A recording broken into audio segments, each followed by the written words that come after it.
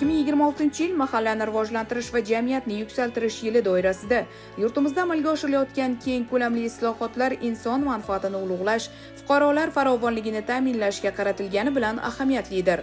Ayniqsa tibbiyot tizimida olib borilayotgan yangilanishlar har bir xonadonga kirib bormoqda. Joriy yilda birlamchi tibbiy xizmat sifatini oshirish, zamonaviy diagnostika uskunalari bilan ta'minlash, malakali shifokorlar safini kengaytirish borasida tizimli ishlar amalga oshirildi. Bugun ona bola salomatligini muhofaza qilish davlat siyosatining ustuvor yo'nalishiga aylangan. Homilador ayollarni erta ro'yxatga olish, skrining tekshiruvlarining keng joriy etilishi, perinatal markazlar faoliyatining takomillashuvi, bularning barchasi sog'lom avlodni voyaga yetkazish yo'lidagi muhim qadamdir.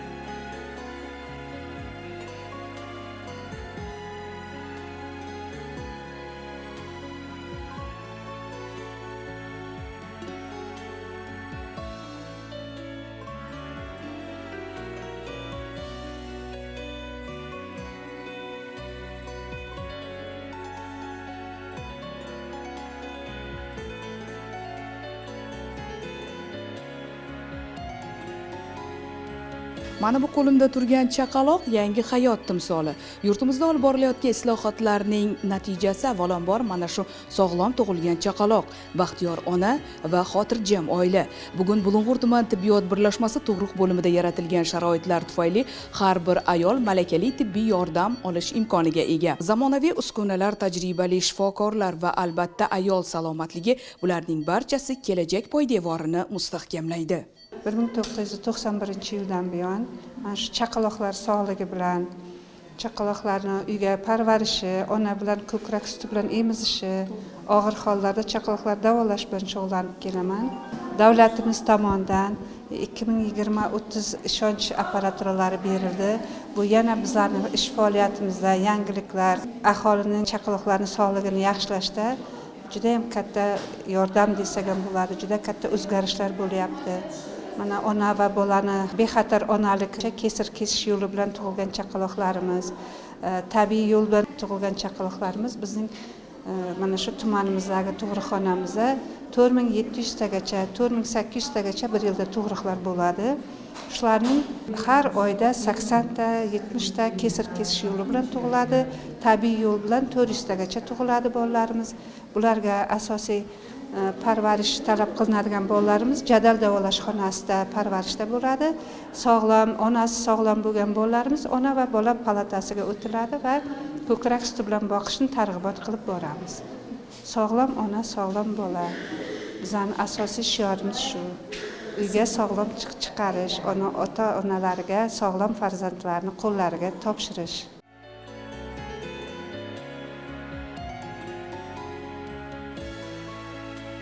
Ona bola salomatligi jamiyat salomatligining poydevori.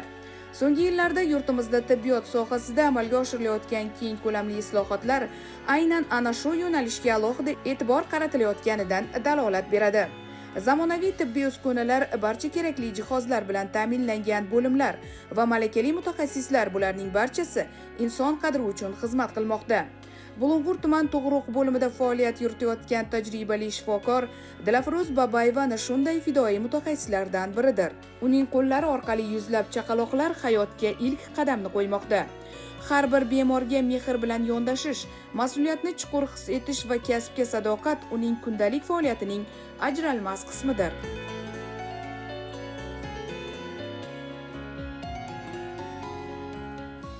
Mana bu yopiq eshik ortida yana bir mo'jiza sari qadam tashlanmoqda. Bu oddiy jarayon emas, bu yerda taqdirlar yoziladi, kelajak dunyoga keladi. Mana shu yopiq eshik ortida yana bir hayot barpo etilmoqda. Bir necha daqiqadan so'ng esa chaqaloqning ilk ovozi yangraydi. Operatsiyamiz yaxshi o'tdi, qizchali bo'ldi, 3 kilo 900. Yaxshi bolachasi ham yaxshi, operatsiya jarayonimiz ham yaxshi o'tdi. Onamiz sog'ligi yaxshi, yomon emas. ertalabga xudo xohlasa o'tkazilgan operatsiyaga mos bo'ladi.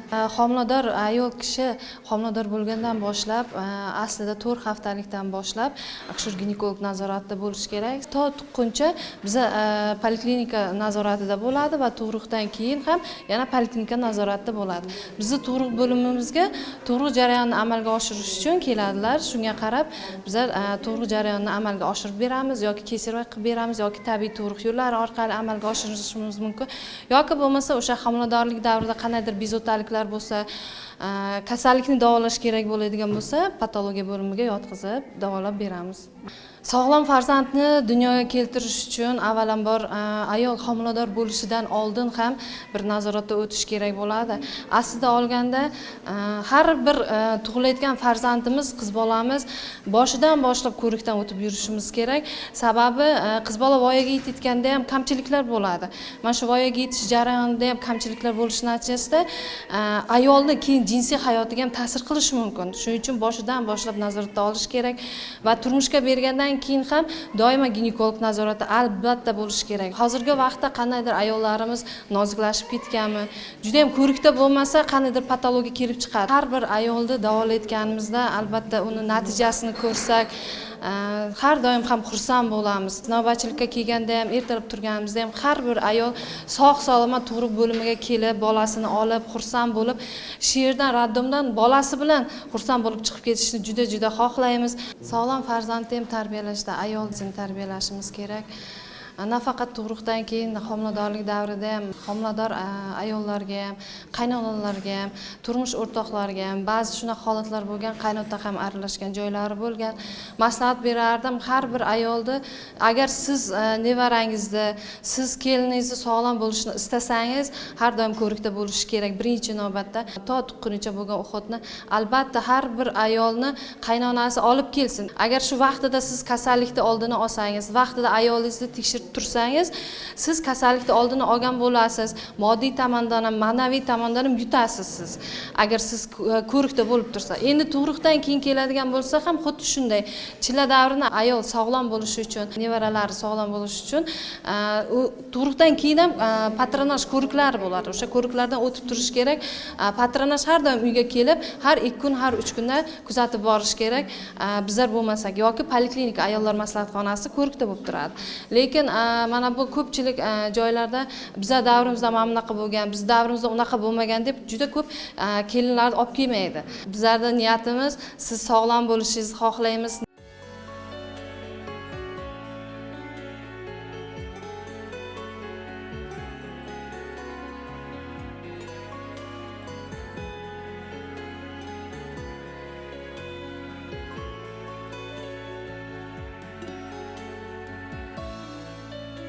Bugun tumandagi tug'ruq bo'limi zamonaviy tibbiy jihozlar bilan ta'minlangan.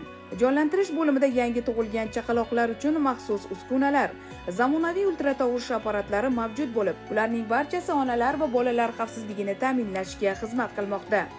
Eng muhimi, bu yerda malakali akушер-ginekologlar va neonatologlar tunu kun xalq xizmatida.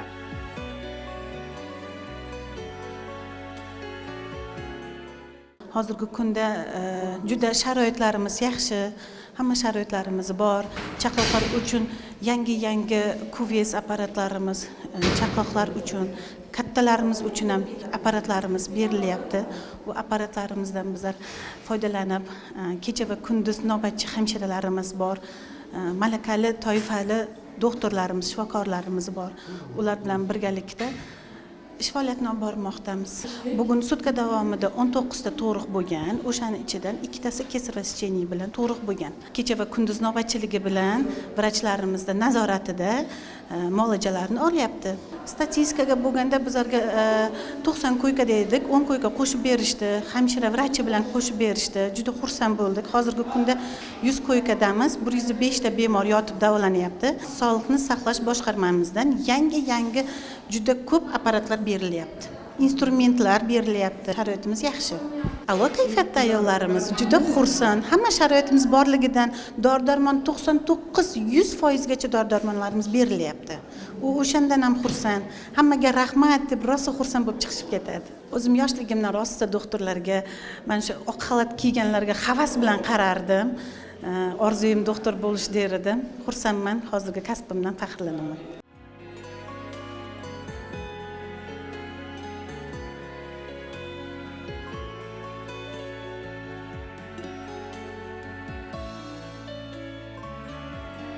Har bir yangi tug'ilgan chaqaloq bu oilaning quvonchi, jamiyatning esa kelajagidir. Dunyoga kelgan har bir sog'lom go'dak ortida avvalo fidoyi shifokorlar mehnati mujassam. Ayniqsa murakkab holatlarda shifokorlarning tajribasi va hamjihatlikda ish olib borishi ona va bola salomatligida muhim ahamiyat kasb etadi. Mamlakatimizda statistik ko'rsatkichlarning yaxshilanib borayotgani, sog'lom tug'ruqlar soni ortayotgani tibbiyot xodimlarining fidokorona xizmatlari samarasidir. 21-kuni shu og'riq bilan keldim. Xudoga shukr, soat 9da tug'dirib oldi. Bolam sog'lom, o'zim ham sog'lom, yaxshi. Rahmat shifokorlarga kattakon. Roddomdagi sharoitlar hammasi yaxshi. O'zlaridan ukol, dorilar qo'yibdi. Xudoga shukr, bolam ham yaxshi, o'zim ham yaxshi. Minnatdorman. O'zimizning xonamiz ham issiq, sharoitlar bor, hammasi. Shuncha sharoit yaratib bergan prezidentimizga rahmat. Hozirgi kunda men ham farzandim ham xudoga shukr sog'lom. Xudo xohlasa ertaga javob berishadi, ketamiz nasib qilsa uyimizga.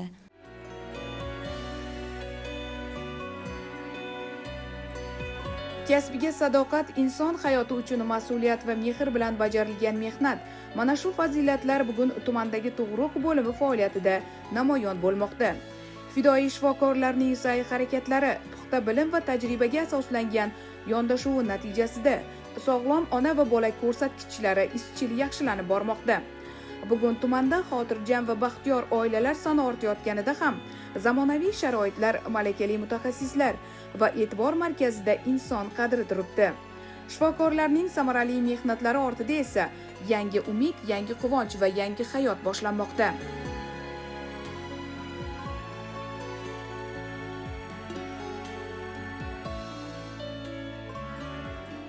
Mana 5 ta farzandni katta qildik.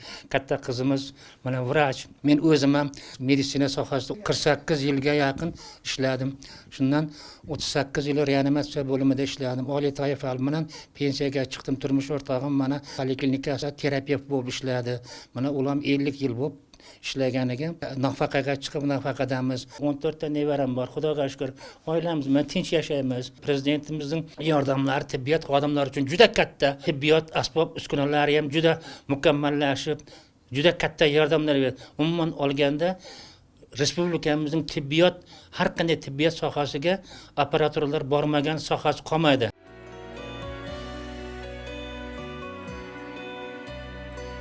Bugun mamlakatimizda tibbiyot tizimi yangi bosqichga ko'tarilmoqda. Perinatal markazlar faoliyati takomillashmoqda, skrining dasturlari kengaytirilmoqda. Malaka oshirish tizimi zamonaviy talablar asosida yo'lga qo'yilmoqda. Bu islohotlar esa kelajak avlodning sog'lom bo'lib ulg'ayishiga mustahkam zamin yaratmoqda.